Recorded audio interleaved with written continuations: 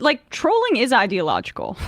The way that they troll is in the same vein as I would say the way white supremacists or like in that shooter who was targeting the gay nightclub in Colorado came out and said, "Oh, I'm non-binary," and then we didn't hear anything about it, right? And to me, that was just like a classic 8chan, 4chan, alt-right online troll move where you're trying to goad people into stepping in it, right? And there's a whole brand of kind of antisocial online right-wing, typically young male uh, people who go to these kinds of sites who enjoy that, right? It's almost like a philosophy of messing with people. It's pretty antisocial, but I think there's like a connection there with the Watkins and how they run their site. Yeah, I think it's very similar. I mean, you mentioned these white supremacist sort of 4chan campaigns. You think of the doing the okay sign thing, which obviously not everyone doing the okay sign is white supremacist, but then they'll use it that way. I mean, in the case of Jim Watkins, I met him while I was reporting on the book, and he's wearing pizza socks and he's got a Q pin. And so I said, "Oh, is this a reference to Pizzagate?" And he said, "Well, what are you possibly talking about?" Or, I've never heard of QAnon. I mean, this kind of very bald-faced lying that is sort of a real life trolling.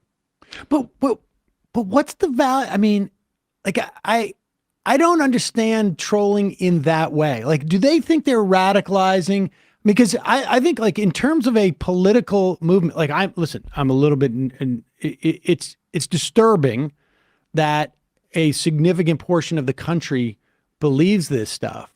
But I'm not convinced it necessarily helps the right wing ultimately if, people are going down this rabbit hole because, I mean, at one point there's going to be blowback that Marjorie Taylor Greene is, assistant speaker of the House practically at this point. I mean, do you get the sense they think it helps their political ideology to have people out there going like, JFK is going to Junior is going to show back up somewhere, or Yeah, I mean, I think this is a case of it's sort of getting away from them. I mean, I think perhaps they saw it as advantageous to have people think Hillary Clinton ate children. Maybe this is going to radically get some more votes.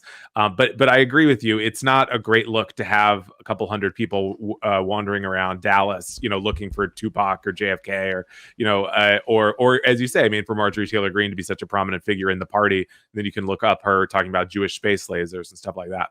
It's what you say, Sam, right? It's about there being value in saying something publicly to the broader audience, right? Where they're saying, "Oh, we would never believe in this," but then they have their own in-group language, and that's activating. This is just like a more extreme version of what you would say Limbaugh does. Well, I mean, and I know, Will, you grew up as a Limbaugh listener. A ditto head, yes. Yes, I did not, but not.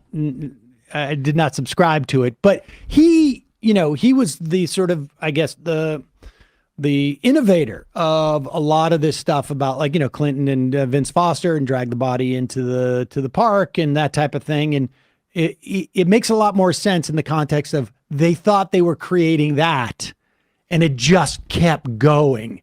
And that's what it feels like a little bit. And what I also found amazing, and I sort of like maybe have seen it in bits and pieces, but to see it in one place, the status of some of the people who believe in this. Michael Flynn was like extremely powerful in our government. Ginny Thomas, Marjorie Taylor Greene, these people seem to be true believers. Yeah, I mean, I just had a story in the Daily Beast last week about the woman who helped Maria Bartiromo and Sidney Powell create the Dominion thing that obviously has landed Fox in this lawsuit. And she, to be frank, was a total whack job. I mean, it was all based on her one email, and this is the email where she says, Antonin Scalia was murdered in a human hunting expedition, all this stuff. And so it's really striking. You mentioned the Ginny Thomas text where she's texting Mark Meadows and saying, I saw this video about how, they're going to ship all these people, all these Democrats to Guantanamo Bay. And just the line between just like utter whack job internet person to some of the most powerful people in our government, I think it's striking how really thin it is. Well, I mean, you do a lot of reporting on families where, somebody has gone across that threshold. and and more often than not, or I guess, well, I don't know. I mean, you tell me. More often than not, are the family just sort of horrified? Because I'm thinking in terms of Ginny Thomas, like the most charitable view that one can have is that Clarence Thomas gets home from the Supreme Court every day from work, and Ginny's there, and she's like, "You're not going to believe this," and what are the chances that we can go to this rally where JFK is going to show up or something? And he's just like, "Oh gosh, this is really sad," or like, how much is his worldview influenced by the, like, that's the thing, right? I mean, but you saw other families. Tell us like what your sense is of how this works in other families. So what the sort of like, I guess the range of possible reactions at the Thomas dinner table is. Yeah, I mean, it really does range in a lot of ways, as you say. I mean, I followed a family for a year as their son, who was in his 20s, got into QAnon, and it always starts with sort of a remark that you go, like, wait a minute, what'd you say? In this case, the son came in and said, Dad, I want you to be prepared. A lot of celebrities are going to get arrested soon. Oprah, Tom Hanks, they're going to Guantanamo Bay. And the dad said, well, I hope it's not Tom Selleck because I like him, and it kind of laughed it off.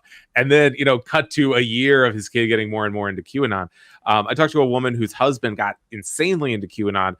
He got addicted to coke because he wanted to stay up all night in case a QAnon clue arrived. He'd have to stay up. He started having affairs with all these QAnon believers because he felt so isolated that his wife didn't believe in it.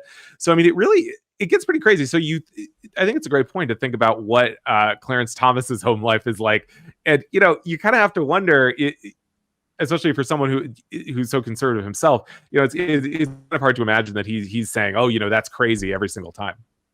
Yeah, I really wonder about that. I mean, because they've had, she's like in the past, like during, I can't remember when it was, but Ginny Thomas was like sending letters, still holding on to the hearings, angry at the testimony against Clarence Thomas, and if I remember correctly, this is like within the past decade. I feel like I really wonder what that dynamic is, because if Clarence Thomas believes a fraction of what it seems possible Ginny Thomas does, that seems really about as disturbing as it gets.